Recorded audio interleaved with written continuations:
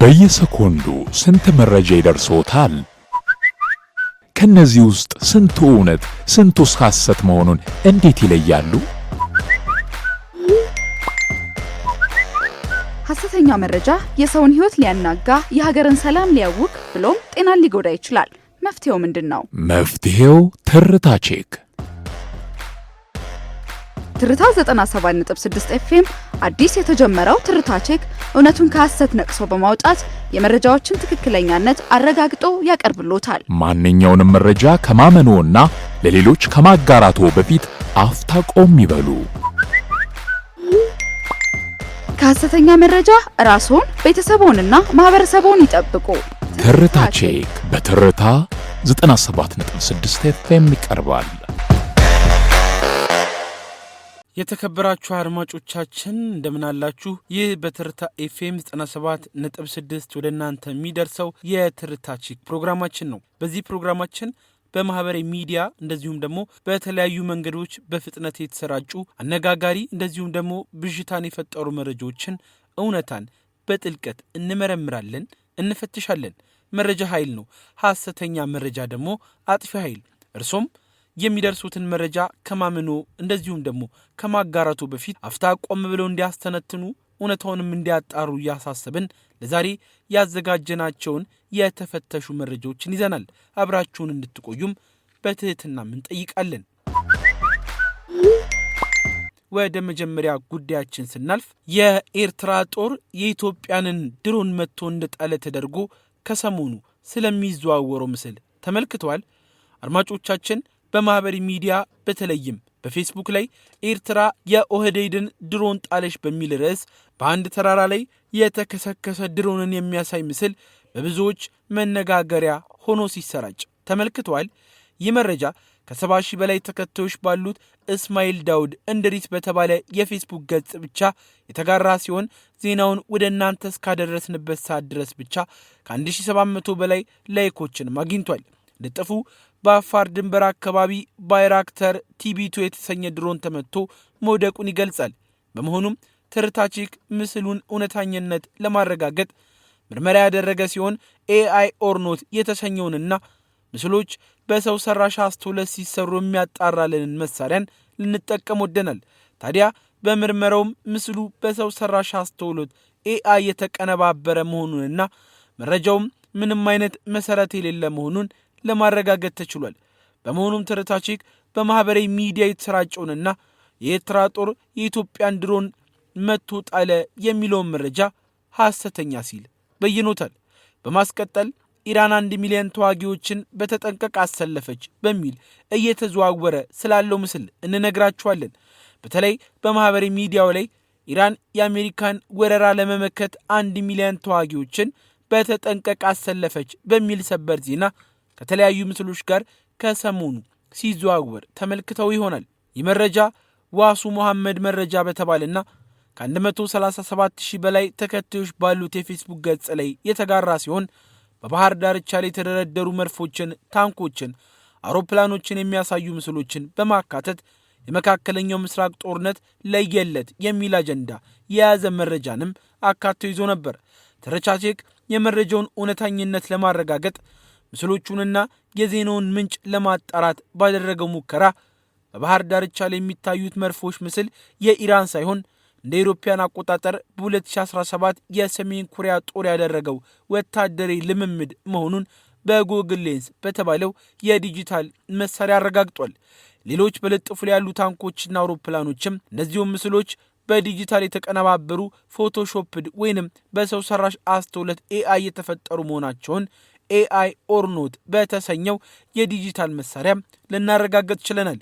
በመሆኑም ይህ መረጃ የሰዎችን ስሜት ለመቀስቀስና የተከታዮችን ቁጥር ለመጨመር ታስቦ የተሰራ በመሆኑ ትርታ ቼክ መረጃውን ሐሰተኛ ሲል በይኖታል። የትምህርት ሚኒስትሩ ፕሮፌሰር ብርሃኑ ነጋ ከትምህርት ሚኒስትር ኃላፊነታቸው አልተነሱም ይላል። የኢትዮጵያ ትምህርት ሚኒስትር ብርሃኑ ነጋ ከትምህርት ሚኒስትር ኃላፊነታቸው መነሳታቸውን በመግለጽ ቲክቶክ ላይ የተጋራው ይህ መረጃ ሐሰተኛ ነው።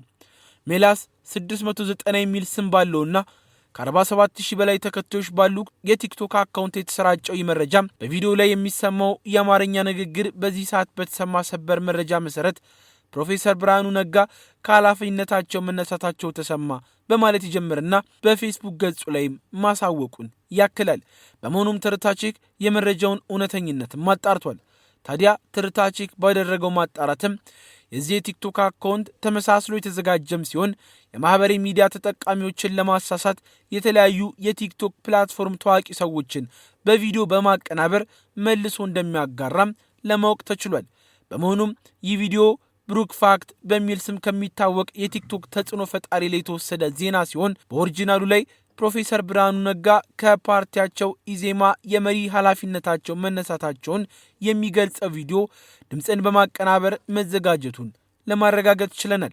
ከዚህ በተጨማሪ በቪዲዮ ላይ እንደ ምንጭነት የተጠቀሰው የትምህርት ሚኒስቴር የፌስቡክ ገጽም ትርታ ቼክ የፈተሸ ሲሆን ተያያዥነት ያለው ምንም አይነት መረጃን አለማጋራቱን ተመልክተናል። በመሆኑም ትርታ ቼክ ይህንን መረጃ ሐሰተኛ ነው ሲል በይኖታል። ሌላው የሄፓታይተስ ሲ ቫይረስ የቡና ሲኒን በመጋራት ይተላለፋል የሚል ጥያቄን ይጠይቃል። በተለይ ከሰሞኑ የሄፓታይተስ ኤ እና ሲ ቫይረስ ስርጭት እየተስፋፋ እንደሆነ በመግለጽ የጀበና ቡና ነጋዴዎችና ተጠቃሚዎች ጥንቃቄ እንዲያደርጉ የሚል መረጃ በቲክቶክ ላይ መሰራጨታቸውን ተመልክተው ይሆን?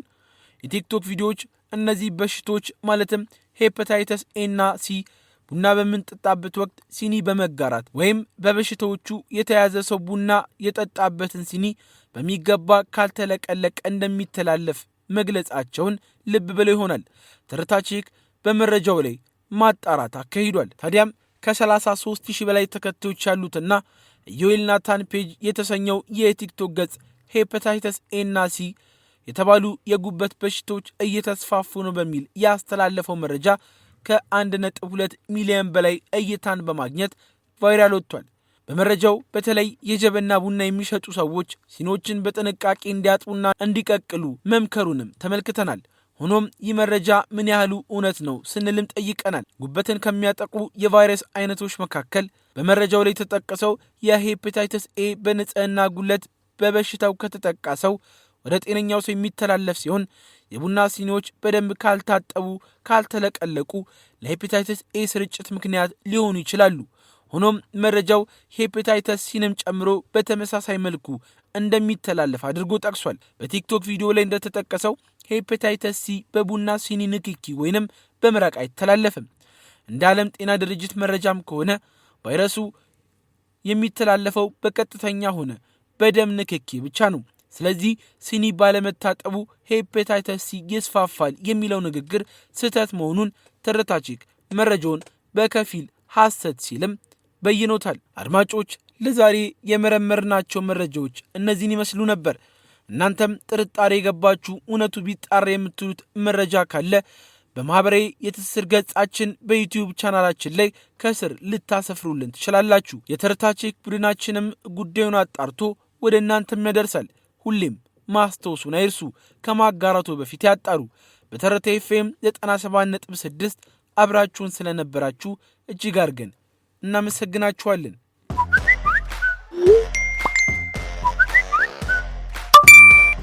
በየሰኮንዱ ስንት መረጃ ይደርሶታል? ከነዚህ ውስጥ ስንቱ እውነት ስንቱስ ሐሰት መሆኑን እንዴት ይለያሉ? ሐሰተኛ መረጃ የሰውን ሕይወት ሊያናጋ፣ የሀገርን ሰላም ሊያውክ ብሎም ጤናን ሊጎዳ ይችላል። መፍትሄው ምንድነው? መፍትሄው ትርታ ቼክ። ትርታ 97.6 ኤፍኤም አዲስ የተጀመረው ትርታ ቼክ እውነቱን ከሐሰት ነቅሶ በማውጣት የመረጃዎችን ትክክለኛነት አረጋግጦ ያቀርብሎታል። ማንኛውንም መረጃ ከማመንዎና ለሌሎች ከማጋራቶ በፊት አፍታ ቆም ይበሉ። ከሐሰተኛ መረጃ ራስዎን፣ ቤተሰቦንና ማህበረሰቦን ይጠብቁ። ትርታ ቼክ በትርታ 97.6 ኤፍኤም ይቀርባል።